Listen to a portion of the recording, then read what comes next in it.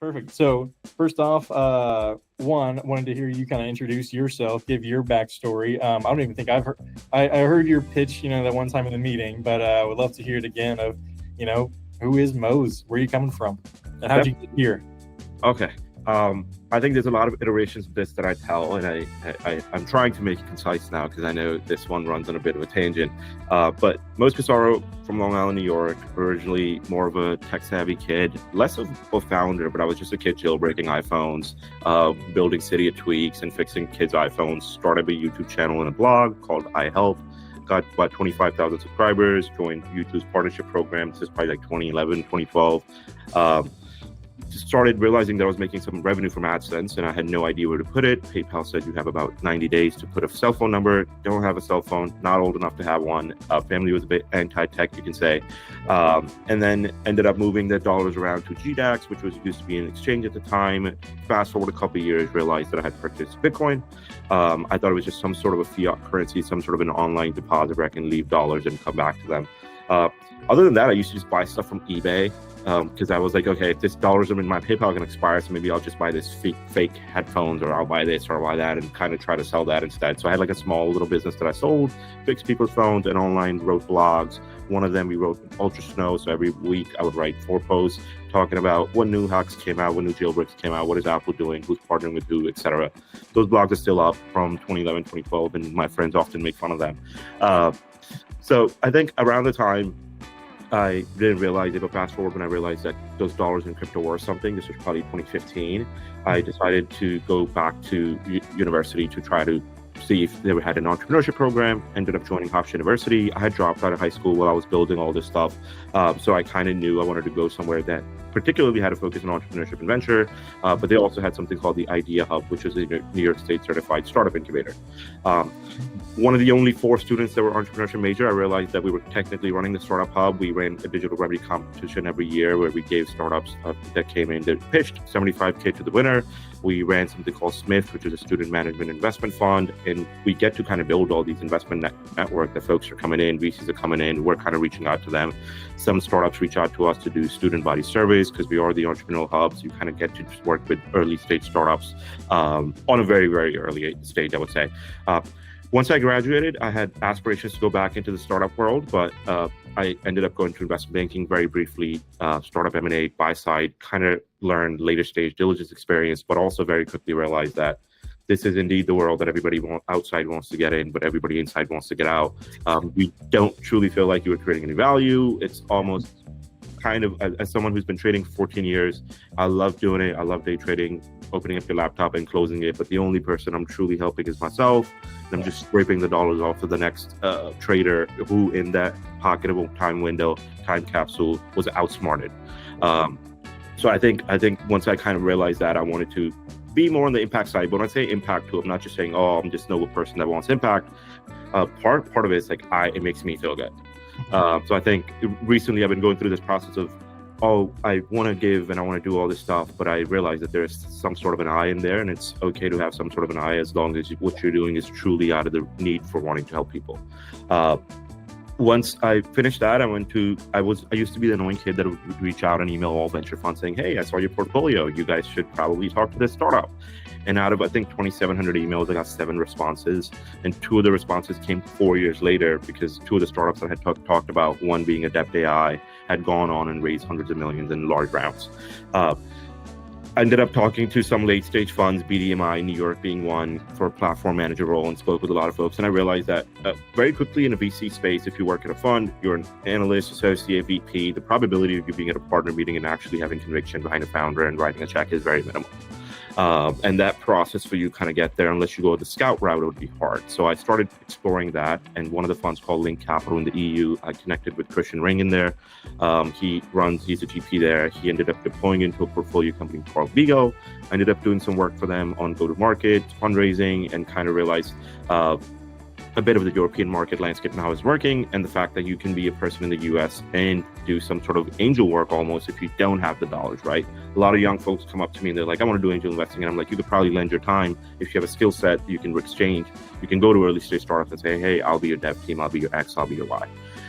Join a startup. Most I think a lot of people come and ask me, like, how do you break into VC? I think the best way is either go work at a small fund where you're kind of in the know what's going on, or go work at a startup that's going through some sort of hyper growth, probably potentially still a smaller team. Once I finished the Vigo piece, we ended up raising a Series A, a larger round. They recently got acquired 2 weeks ago by Bolt. Bolt is going public next year. They're one of the unicorns in the EU. So a very interesting model there. It was a great learning experience. Around the same time, I ended up meeting the folks from the chamber. I used to be a mentor for different accelerators. I knew Lauren and some of the folks at Generator, and I knew the Generator's model was they would go into places and they would partner with Microsoft, they would partner with Amazon, they would partner with economic development authorities, and they'd bring accelerator programs to rural communities. I spoke with every accelerator, and I used to be the guy on Twitter that would talk to Nate at some times and say, hey, you guys do an incredible job, and here's the 5 startup accelerators founders should go to, and here's the 2 people nobody should go to. And I would talk about like New Chip and other accelerators that were a bit predatory. And kind of got into conversation and got to know some of the team. When I met with the chamber in Rutland, I met, I think, Fauna Hurley. She's the business liaison for Peter Welsh, and she had told me that there was a chamber mandate going on down in Rutland. I had already briefly met the Rutland Chamber at the time. This was at a UVM event. I went to them and I was like, guys, like, how can I help? And they were like, we have a mandate to do something techie. Well, we don't know what it is. You tell us. And I did a quick analysis of the state, and I realized there's about 4 venture funds. They're all later stage seed to Series A, 500 to $1.5 million or $1 million check. No 0-to-1 support, no flagship accelerators or franchise accelerators like the Antlers, Plug and Plays, the Techstars, nothing. We have local accelerators that do an incredible job. However, I wanted to bridge this gap between Vermont's entrepreneurial landscape and the national venture landscape. I went back to my sounding board of VCs, whether I had been a scout for, or I had worked for, or they had been my mentors to try to get advice. One of them was Andrew Pulkabreck. He built something very similar in 43 North in Buffalo, partnered with the Economic Development Authority of New York, 5 startups they pick every year. They invest $1 million. The goal is to attract and retain startup in Buffalo, New York, and create jobs. So similar model, I tried to replicate that blueprint. We want to both help startups in Vermont and also attract startups from outside, because we know that we need more talent. This will both create local jobs, there will be more foot traffic, there will be high paying jobs, and these folks will be able to go to local businesses, and these dollars will trickle back down into the community. To validate or prove the hypothesis, when I started working on this early 2022, we ran our last program, G-Beta, last year, and I, by choice, picked 1 startup from Hong Kong, 1 from Boston, and 3 from Vermont. The 2 of the Vermont ones I picked had been in Vermont for 5 to 7 years. We're kind of stuck in this forever seed stage, trying to kind of bridge this gap, bring on a lead investor, or close that LOI to be able to bring on local investors in. And both of them accomplished that very quickly. We just kind of gave them a nudge, and they were just incredible teams. I sit on one of their boards. And then on the other side, I also realized that we need to attract talent. So we had the Singapore team come in. We got to work with them very closely. They liked the environment. They were able to raise some funding in the US. And the Boston team ended up doing a local hire that, even though they're based in Boston, there's someone working for their startup based in Rutland. So we already see local jobs being created. There's 2 already created. We already see outside dollars come in. One of the metrics I want to use is how many outside dollars can we help raise. And then briefly on the side, I also have a venture fund, Ardia Ventures, backed by US Treasury, early stage, still moving through the last close. But my primary focus is I love the accelerator model for deal flow, and it helps me satisfy my itch of building. And then being an active investor is what I really love. I love it, man. Dude, what a pitch. Yeah, man, you've lived multiple lifetimes already and still going. Did you say Hong Kong or Singapore? I believe originally half of the team was based in Hong Kong, but they came here from Singapore. I think half of their team is currently in China as well. Gotcha. Cool. Nice. Yeah, I heard both. And I was like, wait a minute, which one? And man, every time I'm reminded about Bitcoin, it kind of hurts me a little bit. I don't have many regrets, but I remember in high school, like over a decade ago now, a buddy of mine, like stereotypical nerd, he helped me like jailbreak some different things, and super smart guy. He was telling me about Bitcoin back then. I think it was like 16 cents, a coin. And he's like, dude, just get you some. I was like, whatever, it's just like online money, whatever, who cares? like, man, I would be rolling in it right now if I had just put $1 in. You know? I still have my last pitch deck when my professor told me, like, oh, don't even pitch this to the class. This is so arbitrary. It's all assumptive. I think in hindsight, I wouldn't say I'm a huge believer of the space. I think if there's a direct use case that I can see, great. But if it's all based on speculation, what the next guy's willing to pay, and there's no commodity, there is no asset, there is no true value being created. Sometimes I used to think the same thing, right? Because I was like, oh, if I had X, I could have had Y, and why did I sell here? But if you bought it at $100, who would have told you to sell it at 1,000, 5,000, 1,000? So even the kids that kind of had it, I didn't wait till 100 grand, right? Who's supposed to tell me to wait until 100 grand? And you might hold on to a little bit of it. But now that I'm in late 20s, I'm glad that I didn't just get lucky in life. Yeah. So I think one of my favorite things is I could have just gone lucky, and then I would have never really pushed and learned the things that really bring me joy, which is the work that I do. I probably would have been complacent with a bunch of millions of dollars in Miami somewhere.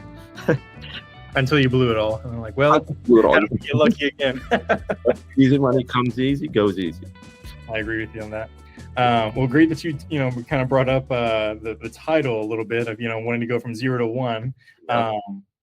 We just put out an episode last week about, one of my favorite startup books, 0 to 1 by Peter Thiel. And man, I just wanted somebody smart that I could talk to and kind of throw a few ideas around with. And I thought, I know just the guy, Mose, we got to do this. So I'm glad you thought of me. I have actually done a Twitter Spaces when Spaces first came out on a book club, particularly for 0 to 1 as well. I feel like we all have these idols in our life, and I'm not sure if you're aware of the concept of mimesis or mimetic theory as a whole, but Peter Thiel is somebody that I've learned from, obviously having never met, but close proximity, some of the folks that are closer to him as well. Fascinating character, a lot to learn, and one of the, I would say, key books that every startup founder should probably read. Very much so. He doesn't put out a whole lot of live video content, but when he does, it's some pretty interesting stuff, and he always has something good to say, and usually it has to do with the times. But there are some principles, in here that are just timeless, but it's always good kind of going back, because I haven't read this since 2018, 2019. So getting to go back and reread it and okay, I'm a different founder now, I'm a different, advisor now, I'm a different mentor. So this all just hits differently. Now I have more experience to back it up. But, one of his, one of the things he starts off with in here, and mainly when topics, is about secrets, and truths and important truths. And one of the questions he always asks on interviews that I'd love to hear your opinion on is, he asks, what's an important truth that you believe that very few people agree with you on? And just to give you half a second to, think about it and come up with your answer, one of the things that I personally think about a lot and believe in, kind of a truth I hold pretty dear, and honestly I'm willing to bet the next 20 years of my life on, is I truly do believe, yes, Silicon Valley's always going to be, kind of number one or at the top, However, I think over the next 20 years, kind of that East Asia and Central and South America, I think we're going to see an explosion of startup growth. And we're already seeing it in places like Sao Paulo, Brazil, Tokyo, Japan, Singapore as well. There's so much happening, but I don't think it's reached our shores yet. Yep. And because of that, we don't know, most Americans and most even VCs in the know here in the US don't see how big it's going to be or how fast it's growing over there, because we're here in the US. So I'll pass the mic to you, but I would love to hear, what's that truth that you believe that most people don't agree with you on? No, thank you for asking. And first, I'll make a quick comment on what you said. I have done a lot of work in the MENA, APAC region with startups, and I know a lot of VCs and accelerators that operate there. I have a bit of a counter to that. I think I had the exact same perspective you had maybe 5 years ago. And then in the last 5 years, I realized that the competitive edge these teams had was cheaper labor and potentially access to a mass amount of labor, right? So it's cheaper because they can build larger teams, and potentially you can say maybe they can move faster because of it. Now we are seeing leaner teams. Now we know you can have a co-pilot. Now we know that the one edge you had of cheap labor is something that we're kind of balancing out. And if it comes truly to how many dollars are in that region for venture, are we super venture dry? Is there a lot of dry powder? Yes, that I still agree. The Gulf has a lot of money. The money's going into it. So I do think dollars will be there. But that little bit of a competitive advantage they had and all the teams that were running to offshore dev shops, I think some of that stuff I'm starting to kind of reverse back and see it happen. There's like teams of 5 and 10 people getting to 5-10 million ARR in weeks. So I don't think that mass base of employees or cheap labor is going to help them. But I overall I do agree with you that based on the dollars there today or the outcomes there today, inevitably it'll be a net positive outcome in a short period of time. It'll potentially growth-wise, those numbers will probably look larger than ours because we're already up there. This is a question I also ask everyone that I interview. 2 questions. Part of number 1 is, what's the truth that very few people agree with you on?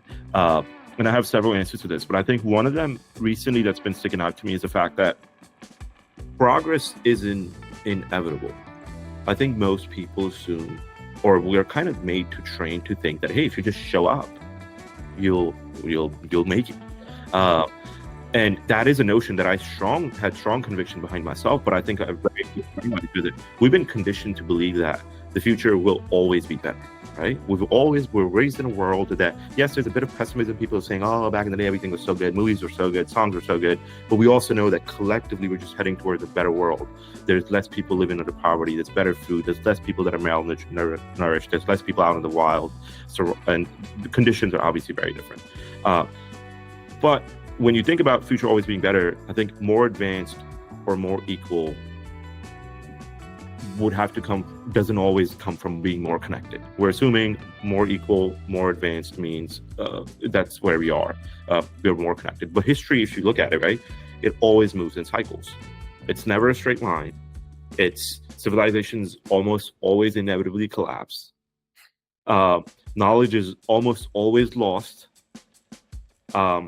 Innovation almost always stagnates eventually. Yeah. You can make the argument that it's already has stagnated, right? Maybe before this little AI boom. We always end up taking too much for granted. Our infrastructure, our freedom, even like the functioning or the ways our institutions function, right? So the truth is, unless we deliberately protect and cultivate progress and not assume that the progress is inevitable, we can actually lose everything we built. Yeah. Sorry to interrupt you real quick, but have you read Ray Dalio's Principles? I have, exactly. There you go. So Principles, 1, also kind of top 10 business books of all time. Every founder, every business leader should read it. I'm reading his book. Actually, I think I've got Principles behind me over here. I'm reading his book, The Changing World Order, right now. Okay. And very good book, very dense, kind of dry, but like if you had to sum it up in one sentence, it really is like the only thing every empire is guaranteed to do is one day collapse. And he studies the last like 800 like 900 years of history, and it goes back to like before America there was the British Empire, and before that there was the Dutch, before that there was the Yin or the Qing, the Chinese Empire, before it was called China, and like all these empires. And he talks about like the, whenever labor is cheap and it's growing and capital is coming in, and then you reach peak, and then the debt cycle, and you just see this same pattern with all of them.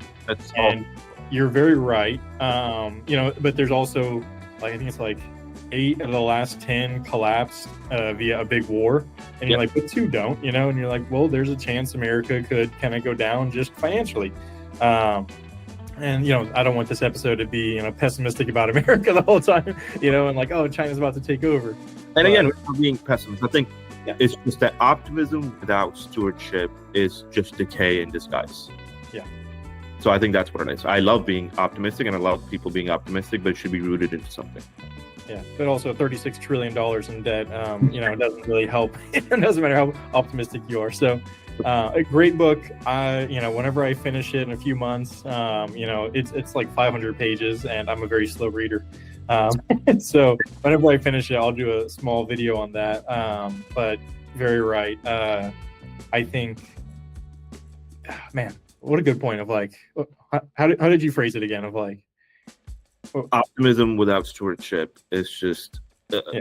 decay in disguise, right? So Yeah. you are optimistic blindly. It's a broader hope of optimism, and everybody thinks inevitably the world just keeps getting better, but there is no real stewardship. So we're just truly in decay, but we're using optimism to disguise it. Yeah, I like that phrase. Progress is not inevitable. Yep. Of like, you have to, man, I know so many, I'm not going to name names, but I've met so many founders who show up, piddle around on their computer all day, and they're like, well, why isn't anything getting done? Like, why am I not closing any deals? It's like, well, yeah, you're not doing anything. So, yeah. No, I agree. Awesome, man. Well, before we start bashing founders, let's move on to the next point. We want to support founders here, we don't want to bash them. So, actually, kind of speaking about that, one thing he talks about is the foundation, and in the book is the foundation of your startup and the founder themselves. And like, so he really emphasizes if you don't have a solid foundation from day one, like it's just a matter of time before things crumble. So, kind of two-part question of like, what do you think makes a good founder, and then what makes a good founding team? Like, what's that foundation behind them that kind of increases their odds of success? I think 4 years ago, I would have told you a team of employees or co-founders that have complementary skill sets that can work in sync and produce a better outcome than they would have produced individually, right? So if one of the Beatles went and produced a song versus 4 of them getting together, the output is better than the individual output. I would say that's a good team. As a whole, I think I still agree with that. I think very quickly I realized working with teams that are mission-driven, that had different values, and now I'm on their board and I'm realizing half of the team has a different vision and half of the team has a different vision. So then I became this person. I was like, oh, we need to be aligned on vision. But then when you very quickly peel back the layers, you realize for you to be aligned on vision, you need to be aligned on values. So everyone talks about the mission, right? But a team that doesn't share core values will eventually implode. Even if the product is perfect, even if it's working, right? You can pivot the product, but you can't pivot principles. Mm-hmm. And the best founding teams I've seen have high trust, asymmetric skill sets, and a shared intolerance for mediocrity, right? So if they're collectively either obsessed and they're able to endure it because of that, they're all core players working towards the same vision, but have the same core values. We can both have the same vision. Our vision is to IPO, but how are we getting there? What's the path? And what are our values? What we will do and what we won't do to get there. That's what matters more. For me, that is the foundation. And then truly from day one, like he says, like it's always kind of better. You can't peel back layers and try to fix this. But these are conversations that need to be had, and you need to set up your point. I think it goes into like, how do you set up a startup board and how do you do some of this stuff? But I think as a whole, I think that I would sum it up like that. Well, one thing one conversation I've probably had to have a few more times this semester with my students, especially the ones that I've had for 2 semesters, is, they're starting to get more serious, and a few of them are starting to, get revenue, and a few of them are international students, so they have to, kind of work the visa game and, pass ownership to somebody else, and while they do this. So they're starting to have those more serious conversations between each other and between co-founders. Any advice you've given recently, or to, co-founders who are trying to figure out, how are we setting up, one, the percentage of ownership or equity is always an interesting conversation, and just kind of how you talk about that. I'd like to hear your own opinions on that. So I've seen this go wrong on companies that I've been on their board and they've fallen apart. I've seen this go right. I think typically it's always best for them to seek outside counsel, which is the team. So the founder might say, I'll give you X, but their employee might not think that X is the correct version or this industry standard. So whether it's an attorney that you deeply trust, whether it's a VC that you deeply trust, for us at a generator, I was able to bring Carta team into our accelerator. They can talk to you about this stuff. They have the largest cap table management software and the biggest data points. So I think if you base it on historical values, you base it on data, if it's grounded into something similar to that, it would make sense. But you still need to see who's bringing what value into the team. Your core early founders and your founding team are the people that are truly the movers and shakers, and it's very easy to kind of raise that A round and kind of get very distant from that team that truly built.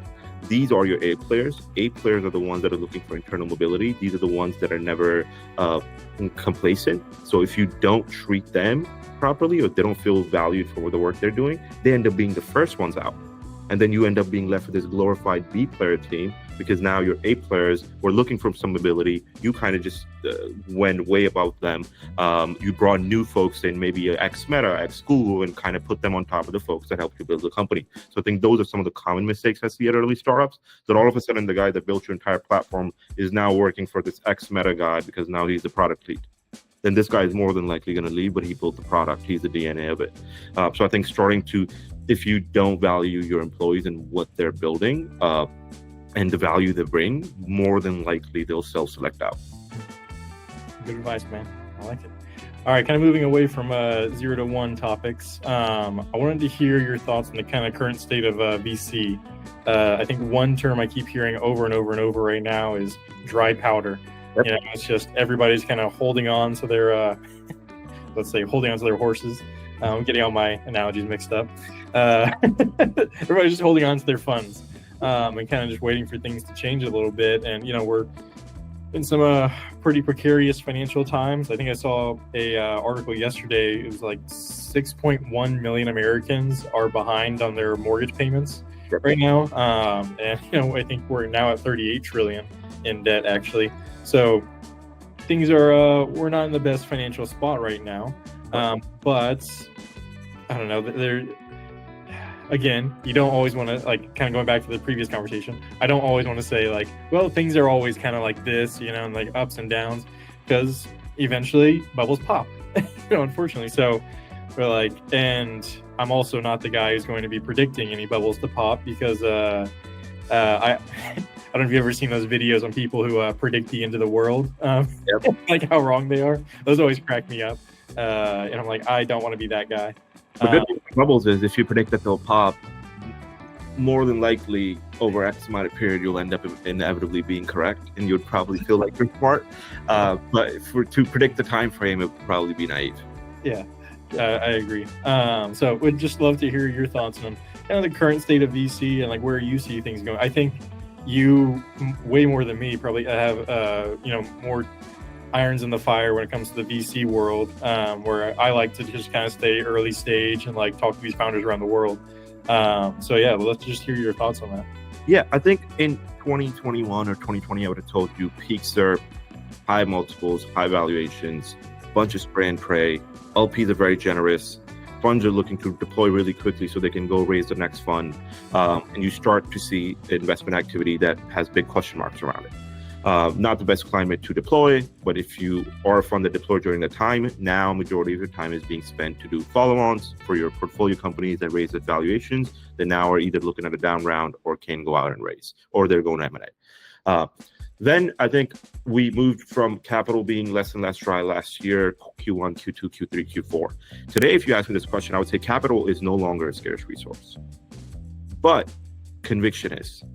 So I think, like, when we say dry powder's there, the level of underwriting that was going on, the level of due diligence that was happening, now half of these VCs kind of got burned. And now they're looking for deeper conviction. And when it comes to that, they need to fundamentally understand the space to have conviction. And some of them investing in AI might not fundamentally understand it. You start to see some of that little bubble concept happen within verticals, right? I think founders should spend less time chasing smart money and more time seeking aligned money. I think it's very easy to see from the outside, oh, I need X, I need Y. But very quickly you realize maybe you're a hard tech or deep tech startup in the wastewater space. And now you need to go look for a water VC. That smart money could be any VC, but that is the aligned money, right? That is which is going to help you fill up your rest of your pot. That's your lead investor. Now you're going after that. I think in today's market, you don't need the loudest VC. Obviously, it's great conviction to get a check from Andreessen. It's great conviction to get a check from Sequoia. But you need the one who will actually pick up the phone, who will, when you're genuinely at your lowest, because that's what's currently happening with folks that are raising their previous reserve era multiples. Don't mistake tough fundraising environment for a bad idea either. So I am running into so many startups that are like, oh my God, it's just a climate. I'm like, is it? I think it's very quick, very easy. And as a VC too, right? I'm fundraising for my fund, and I'm running into other LPs that have made similar progress or less progress. And like, the climate is so tough. And yes, it is. It's the toughest climate the past 10 years to be an emerging fund manager. But there's still some outliers, and if you do great work, more than likely you might not hit your target. You'll probably be around it or near enough to the closest proximity. So I think market cycles change. What I would want a founder to remember from this would be the market cycles change, cap tables don't.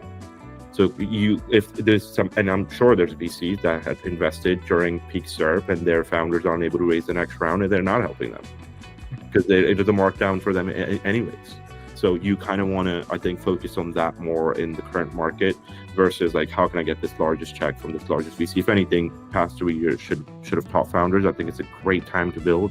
It's better valuations. They're more grounded in reality outside of some verticals. So if I was a founder or even a VC, these are the legacy years.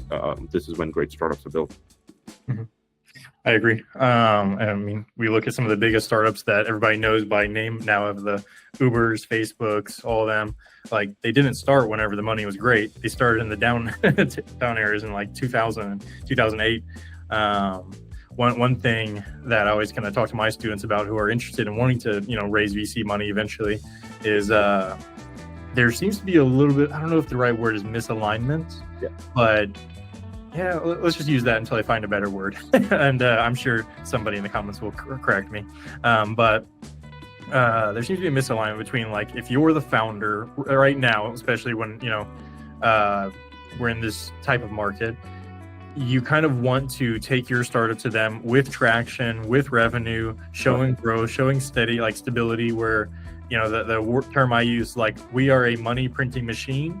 We just need fuel, Whereas on the other end, like, that's what looks good to, the VC of like, cool, if I put $1 in, I get $5 out, and we are aligned. If I'm on the founder's end, then yes, we want the money, but even more important than that is also, like you said, let's find an aligned funder, aligned investor that can, yes, write us a check. Anybody can write us a check. $1 is $1, but like, are they an expert in this field? Do they have contacts in this field? Can they help us secure more sales? Can they help consult on this specific thing beyond just funding?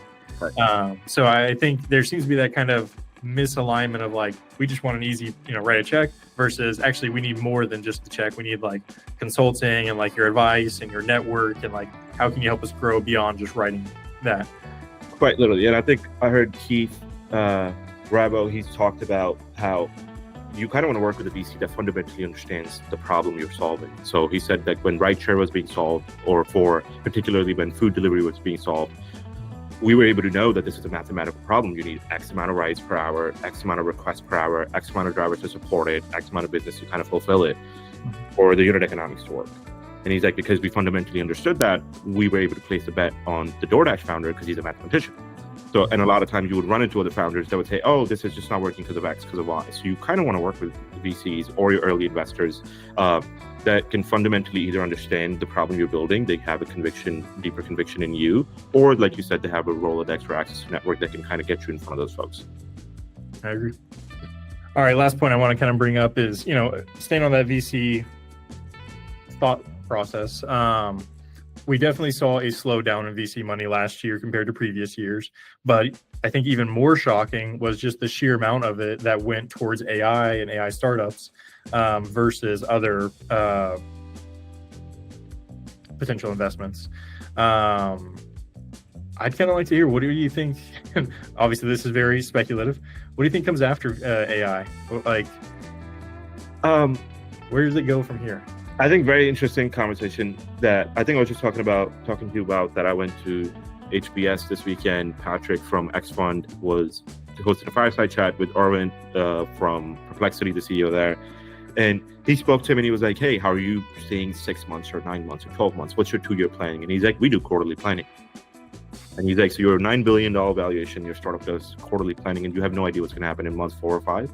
And he's like, the space moves so quickly that if you're running into founders that are telling you, here's my 5-year plan, that's probably them showing up to you and telling you, hey, this is how less I understand about the space, right? This is how little I understand. So I think particularly if I have to say architecture-wise or model architecture-wise, I think currently we use RAG, right, retrieval system. I think we're probably, or I would hope that we move towards, the next breakthrough might be we move towards massive context windows, like 1 million, 10 million tokens, or infinite tokens. Like I like my favorite threads or my favorite interactions are when I go back and it can kind of pull on the stuff like, hey, remember we made this LinkedIn post 2 weeks ago. Remember we did this thing. So that memory piece, I think if I could just be one string of thought in a massive context window, depending on how the cost of compute goes, that could be something I would be interested in seeing. The other piece that I would mention, is state space models.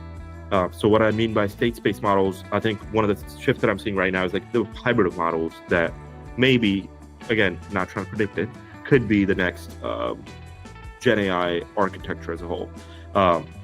We also have like, I think might have like winners, but we might also start to see vertical use cases. So very quickly, everybody's like, oh, who's going to be the winner takes all? I don't think it's a winner takes all. We say the search is winner takes all, but for vertical search use cases, like if you want to watch a video, you'll probably go on YouTube. If you want to look for a house, you would probably go on a Zillow, right? If you want to look for a rental, you probably go on an Airbnb. So there's vertical search engines with specific use cases that people go to, like a Reddit, that are not Google.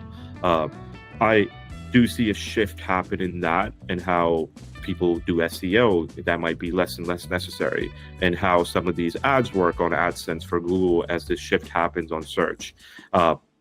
I do think we will still continue to need more compute. We do know the cost of compute is currently going up, but those are some of, I guess, the barriers that need to be kind of tackled. But as a whole, if I had to give you like a version of your actual question versus saying like what I think would fundamentally happen in some of these architectures, I think the real post-AI wave is, you could say it's not about tech, right? It's about the societal reconfiguration that AI kind of forces. We're entering this age of post-scarcity of knowledge. Mm-hmm. So I'm watching like how you identify a community or essentially all of your community and everything's getting redefined at the same time. AI is like the infrastructure shift almost, which, and not just a platform shift, but the after is still deep, like what happens after is supposed to be still deeply human, which is like new religions of sort. And when we say religions, you can use the word religion however you want to use it. New currencies of trust of sort, which we're starting to see a bit of a shift, right? New forms of governance potentially, hopefully not a one world totalitarian government. So I think I'm keeping an eye on like the synthetic biology and longevity and the rise of sovereign individuality, or people building lives and businesses that operate beyond geographical or institutional bounds. So I don't know what that world looks like. Anytime I hear the term like sovereign individual, I think of those people on YouTube who are like, I'm a sovereign citizen, you can't arrest me. And like, they just get thrown to the ground. And like, well.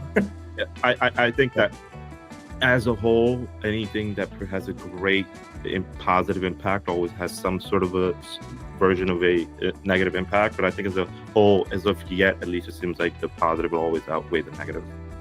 I agree on a lot of those points. I think one quote, I can't remember who said it, but I always think about is, AI won't be taking people's jobs. People who know how to use AI will take people's jobs.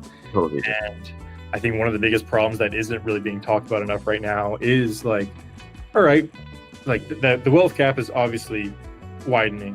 What happens whenever, if you want to go and work at Morgan Stanley or any of these top financial firms or any, Microsoft, wherever, like now you have to have a certain amount of training in how to use these AI bots to like 10x your speed as a developer, as a trader, as everything, versus people who don't know how to use those things. And like, man, this is terrifying. I think the wealth gap is one thing. I think this skill gap is also widening that we don't talk about enough.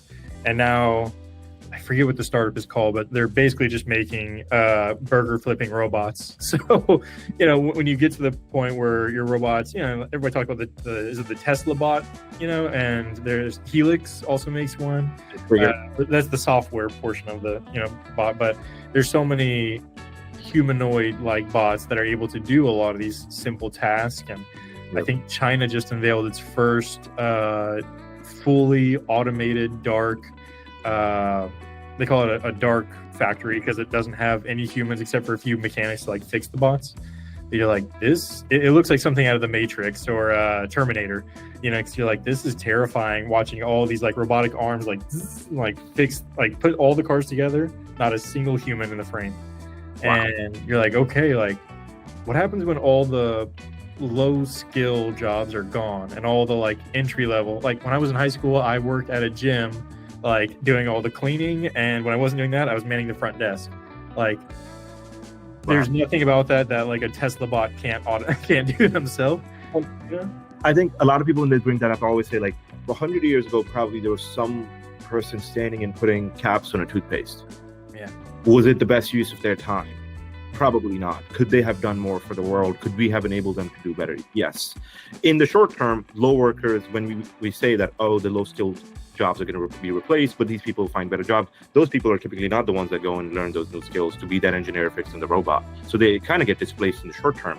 But if it happens at the scale we say it might with AI, I think the overall GDP would have a bit of a boost where maybe they'll be able to go explore creative work. Maybe they'll be able to get some sort of a UBI and do something else. I'm a bit anti-UBI as a whole, but entirely different conversation. But sometimes I'm driving or like even as a human being, it's very hard to be not to be critical of it, but go around and be like, this human being can probably produce more than just flip my burger, and they can. So I think they might be heard in the short term, but we need to communicate it in a way that this is actually for the greater good, and your time is better spent doing something else. I mean, not to bring this full circle, but this kind of goes back to your answer to the first question of, progress won't happen by accident. You have to be deliberate about making progress. And I think, again, back to entrepreneurship, I think it is going to take a lot of founders solving these problems of like, well, what do we do with all these like unskilled people that need something to do? Like, how do we figure this out? Can we make a business out of this? Like, instead of just some giant government intervention that prints off trillions of dollars and, hurts the economy more than anything. And I think I have this quote that I say all the time to founders that lack of operational optimization can often create the illusion of hard work. So what it means is you order a pack of 12 Diet Cokes to your apartment, you live on the second floor, and you make 12 trips up, bring in one can each. You could have probably brought them all at once. You're sweating, you feel like you worked really hard, but did you really? Yeah. So I think while we all as a country feel like, oh, we're all working so hard and everybody does all these jobs, maybe this platform shift is almost necessary because we can probably put the same amount of input somewhere else and get much greater output. Nice. I love it, man. Dude, Thanks for the time today. Before we go, any last thoughts? Any where people can find you? Anything you want to promote? Totally. Right now, running G Alpha Accelerator. By the time this goes out, my application might be closed because they closed today. But I have a fund looking to always meet early stage founders, early stage VCs. I love to talk to people like yourself. So anyone that's interested, they can find me first, last name, Mose Cassaro, LinkedIn, Instagram, Twitter, everywhere. Nice. I'll put your LinkedIn in the description. So awesome. Thank you so much for your time today, man. I appreciate it. Thank you so much. Take care.